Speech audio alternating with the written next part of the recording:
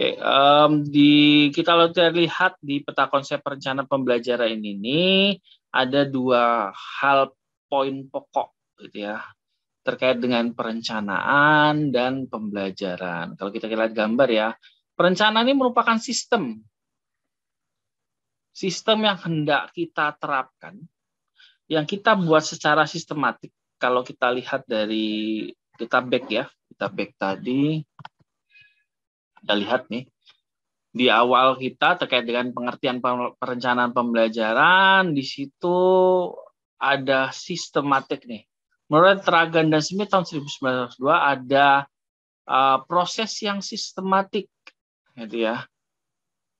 Bahkan di sini ada strategi. Jadi sistematik dan strategi itu hampir sama ya sebenarnya, karena sistematik itu kan ada tahap-tahapan yang jelas. Strategi pun juga ada tahapan yang jelas. Gitu. Jadi kalau kita lihat ini secara sistematik, dilihat dari pendekatannya itu seperti apa. Ya. Kalau kita lihat dari dalam pendekatan pembelajaran itu ada pendekatan student center, ada pendekatan teacher center. Itu yang mau mana yang mau kalian pakai itu dalam perencanaan pembelajaran. Kenapa kita lihat dari pendekatan tersebut gitu ya? Karena biasanya pendekatan pembelajaran yang kita pakai itu berhubungan dengan metode apa yang mau kita gunakan. Sebagai contohnya, pendekatan teacher center, jadi berpusat pada guru. Kalau kita lihat berpusat pada guru, berarti metode apa yang digunakan? Contoh metode dengan metode ceramah. Kan seperti itu. Metode ceramah tentu saja teacher center karena di situ kegiatannya lebih dominan guru dalam pelaksanaan. Apakah itu salah? Enggak gitu ya. Kalau menurut saya dalam penentuan pendekatan ini kita harus melihat juga materi apa yang hendak kita cari atau materi apa yang hendak kita sampaikan. Kita kan sudah menentukan KD-nya, kompetensi dasarnya gitu ya. Materinya materi pokok yang mau kita sampaikan apa. Kalau materinya itu berupa lebih ke arah perhitungan, misal contohnya permintaan dan penawaran, pendapatan nasional. Nah, materi-materi seperti itu kan lebih cenderung menghitung ya.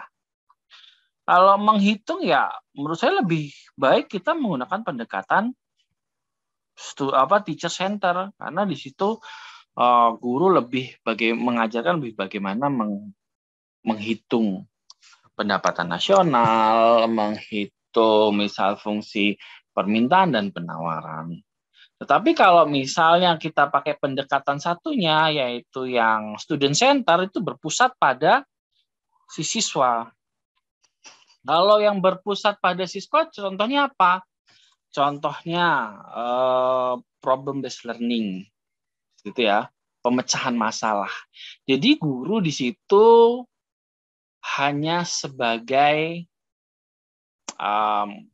apa istilahnya mediatornya saja, sebagai fasilitatornya saja. Misal guru memberikan studi kasus gitu ya, lalu mahasiswa itu menggunakan problem based learning gitu ya, pemecahan masalah, bagaimana mereka mencarinya gitu ya. Nah, itu pendekatannya. Apakah kita mau student center atau kita teacher center. Dari pendekatan itu kan dilihat ini yang saya sebutkan nih, kondisinya bagaimana? Kondisi ini terkait dengan apa? Siswanya, materi yang hendak kita pakai, kondisi di lapangan seperti apa, fasilitas gitu ya. Lalu kan kalau sudah kita lihat kondisinya, maka kita lihat, kita sudah menentukan metode apa yang mau kita sampaikan. Apakah kita menggunakan pendekatan student center ataupun pendekatan teacher center gitu. Lalu setelah kita menggunakan metode itu, bagaimana hasilnya? Maka ada hubungannya terkait dengan pembelajaran itu. Ya, ini terikat itu maksudnya ya sudah jelas kondisi nyatanya di sana seperti apa gitu. Yang notabene tidak bisa dimanipulasi karena itu terkait dengan keadaan yang sesungguhnya.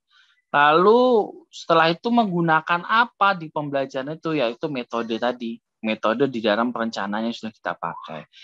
Lalu di sini berorientasinya pada apa? Berorientasinya pada hasil. Bagaimana setelah kita menggunakan metode itu, hasilnya bagaimana sih sebenarnya? Maka ada pengukurannya, ada evaluasinya.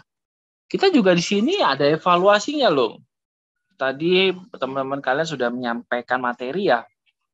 Sudah menyampaikan materi gitu. Lalu nanti ada evaluasi, harusnya evaluasi itu mencerminkan tujuan yang sudah hendak dicapai oleh teman-teman kalian tadi, yang kalian sampaikan tadi. Jadi sinkron pada saat kalian sudah mengerjakan evaluasi, maka harusnya kalian sudah bisa menjawab tujuan dari pembelajaran yang sudah ditentukan oleh teman-teman kalian.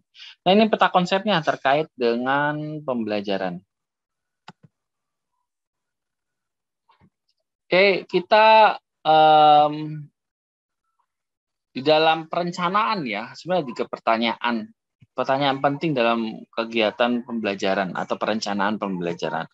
Ini menurut Mager dalam 1984 yang dikutip oleh Smith dan Regan tahun 1992. Ini ternyata pada tahun segitu ya, 84, bahkan saya belum lahir itu, sudah ada 3 pertanyaan penting terkait dengan perencanaan pembelajaran. Nah, kita mau kemana nih? Kalau kita lihat di sini ya, kemana kita pergi? Gitu ya. Artinya, kita melakukan analisis pembelajaran untuk menentukan tujuan pembelajaran. Yang saya sampaikan tadi. Yang pertama itu tujuan pembelajaran kita itu apa? Misal tujuan pembelajaran untuk memahami. Ini tingkatan paling dasar ya. Kalau nanti ada sih terkait dengan taksonomi Bloom di perencanaan pembelajaran ini. Jadi dari taksonomi Bloom itu nanti kita akan menentukan tujuan pembelajaran itu berdasarkan tingkatan dari C1 sampai C7. Biasanya kita itu sekarang itu lebih ke high order thinking skill ya, ke HOTS ya. Kalau ke HOTS itu nanti di taksonomi Bloom itu lebih ke arah 4, 5, 6, 7. Kalau low order thinking skill gitu ya, itu lebih ke 1, 2, 3. Nah, sekarang itu kita lebih ke HOTS ya. Lebih diarahkan ke HOTS, ke taksonomi Bloom yang tingkatan 4, 5, 6, 7. Nanti kalian bisa lihatlah taksonomi Bloom seperti apa, C1 sampai C7 seperti apa gitu ya. Kalau low order thinking skill itu misalnya siswa memahami pengertian nih, itu low. Tapi kalau misalnya siswa menjelaskan gitu ya, atau mengimplementasikan atau membuat, atau banyak sih kata-kata di sana ya, itu sudah high order thinking skill karena sudah ada outputnya. Kalau ada outcome-nya itu lebih baik. Nah, itu kan terkait dengan tujuan pembelajaran. Selanjutnya, bagaimana kita akan sampai di sana? Kita kan sudah menentukan tujuan pembelajaran. Nah, cara untuk mencapai tujuan pembelajaran itu seperti apa? Di sini caranya itu mengembangkan strategi pembelajaran. Tadi sudah saya sampaikan ya. Jadi kalau sudah ada tujuan, ya untuk mencapai tujuan itu gimana sih? Kita harus punya strategi. Strateginya, saya pakai pendekatan, misalnya kita pakai pendekatan teacher center, karena kita ngomongin perhitungan nih. Ya itu strategi juga kan. Lalu media apa yang digunakan, media pembelajaran apa yang digunakan, bahan ajar apa yang digunakan untuk memperkuat strategi yang sudah kita tentukan. Misal student center nih, kita sudah ngomong student center ya. Biasanya kan student center itu siswa itu lebih sulit memahami, ya karena gurunya ngomong terus, misalnya seperti itu, siswanya nggak merhatiin gitu. Artinya di situ kan ada problem ya, kalau kita sudah menentukan teacher center, ternyata gurunya ngomong terus, muridnya tidak memperhatikan dengan baik, nah itu ada problem. Maka diperkuat dengan media. Media apa yang menarik siswa supaya siswa itu memperhatikan guru yang melakukan atau menggunakan metode ceramah. Gitu ya. Terus saya medianya yang menarik. Nah, media yang menarik itu yang seperti apa? Itu yang harus kita bisa tentukan setelah kita mengetahui kondisi di lapangan. Kondisi siswa-siswa kita seperti apa. Misal kita, saya mau pakai media PowerPoint nih. Oh, ternyata PowerPoint itu tidak menyenangkan. Pada saat itu ya, pada saat pelaksanaan. Sama aja nih, siswa tidak memperhatikan. Ya kita bisa merubahnya gitu ya, merubah medianya atau menambah medianya. Karena perancangan pembelajaran itu sifatnya kan fleksibel gitu ya, bisa berubah kapanpun.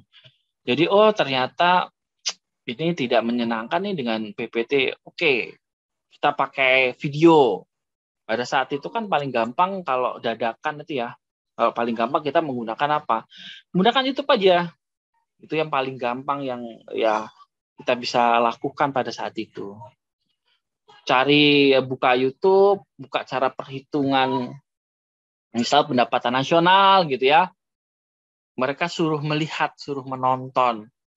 Oh, menarik. Cari video yang menarik. Oh, mereka sudah memperhatikan. Nah, berarti media yang bagus adalah media yang audiovisual seperti itu. Jadi kita harus mencari solusinya gitu. Ini tadi misalnya ini kurang menarik nih tadi diskusinya. Akhirnya temennya diem aja atau mungkin karena banyak yang off cam ternyata cuma join aja lagi makan di belakang atau mungkin lagi ke warung kita juga nggak ngerti. Jadi saya berusaha merubah. Saya mau menyampaikan materi dan sebagainya. Selanjutnya yang ketiga, bagaimana kita akan tahu kapan kita akan sampai. Di sini artinya kita mengembangkan dan melakukan evaluasi untuk menentukan bagaimana kapan kita akan mengevaluasi dan merevisi materi pembelajaran. Ini terkait evaluasi ya. Evaluasi itu enggak hanya untuk peserta didik.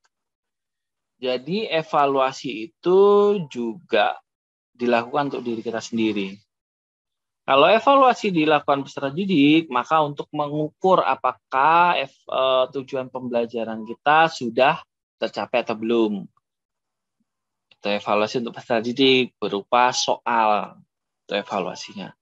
Tetapi kalau evaluasi untuk kita diri sendiri, kita mengevaluasi apakah perencanaan yang kita sudah buat, pelaksanaan pembelajaran, apakah sudah sesuai. Kita membandingkan perencanaan dan pelaksanaan. Apakah sudah sesuai atau belum. Karena perencanaan itu sifatnya kan kita meramal sih. Oh, kegiatan pembelajaran kita nanti akan seperti ini, seperti ini. Sehingga tujuan yang kita harapkan tercapai. Kan itu perencanaan, peramalan. Pada saat pelaksanaan tidak tepat, maka kita harus tahu mana yang harus kita perbaiki. Misal di sini merevisi materi pembelajaran. Oh, tadi karena kita strateginya ceramah terus gitu ya, ngomong terus ternyata tidak diperhatikan. Oh, ternyata harus medianya kita rubah gitu ya. Jadi itu pengembangan juga gitu kan. Jadi kita untuk pertemuan berikutnya akan lebih baik lagi.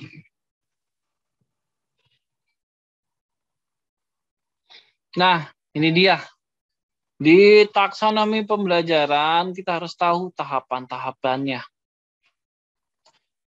Di pertama itu kan kondisi ya. Jadi kita pada saat ke kondisi ini kita tahu tujuan dan karakteristik isi bidang studi. Jadi materinya itu seperti apa ya. Karena kan kalau kita lihat misalnya kita sekarang ini ya 16 kali pertemuan gitu, 2 UTS dan 1 UTS, 1 UAS gitu ya. Di setiap pembelajarannya itu materinya beda-beda. Nah, kita harus tahu nih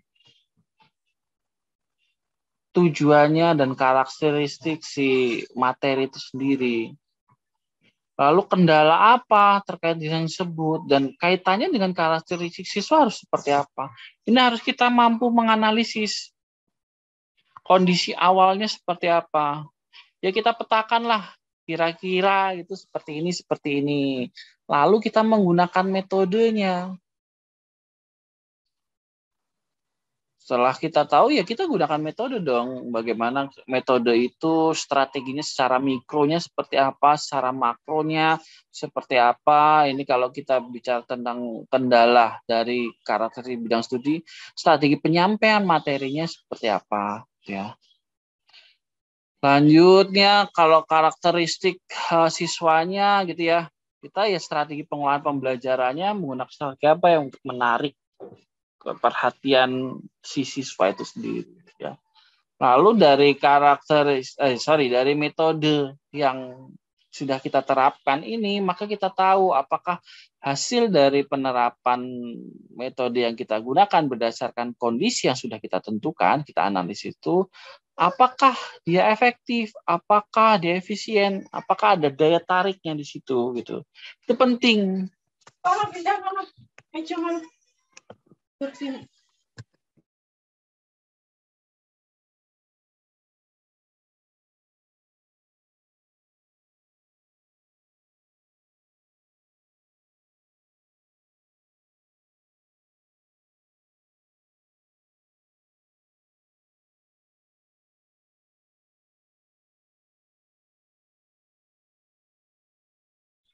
Ya, dari peramalan kondisi penentuan metode, apakah hasilnya itu sudah efektif, efisien, dan ada daya tarik enggak? Ya, kalau enggak ada harus ada evaluasi lagi, ada perbaikan lagi untuk kedepannya.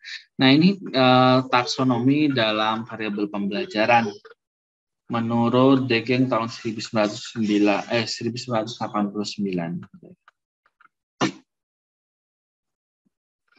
Kalau kita bicara tentang tujuan dari perencanaan, lalu kita bicara tentang manfaat perencanaan pembelajaran, lalu kita bicara tentang pengertian pembelajaran gitu ya, dan bicara tentang fungsi pembelajaran, semua itu akan berjalan baik apabila kita itu melakukan kelima komponen ini. Ya, kelima komponen ini. Kita akan melakukan kelima. Ya, jadi kalau fungsi perencanaan pembelajaran itu mau berjalan dengan baik, jadi perencanaan fungsinya itu kan untuk merencanakan fungsi pembelajaran itu kan untuk meramal. Meramal bagaimana kegiatan pembelajaran yang hendak kita pakai. Kalau dia memang lebih berhasil, perencanaannya itu, fungsinya itu lebih berhasil, maka tahapan yang perlu kita gunakan adalah ini. Gitu. Kita harus merumuskan kebutuhan secara spesifik dan nyata. Ini berkaitan dengan kondisi awal. Lalu kita menggunakan logika, proses step by step gitu ya, untuk menuju perubahan yang diharapkan. Jadi memang kita nggak bisa instan. Kita menggunakan logika, ya misal kalau kalian mau menghitung, ini contoh analoginya ya. Kalau menghitung pendapatan nasional 4 sektor, coba kita tahapannya nih, logikanya kan 4 sektor banyak ya, karena ada 4 sektornya. Oh kita menggunakan logika kalau keempat mungkin kebanyakan. Saya mau memberikan materi misal pendapatan nasional 2 sektor.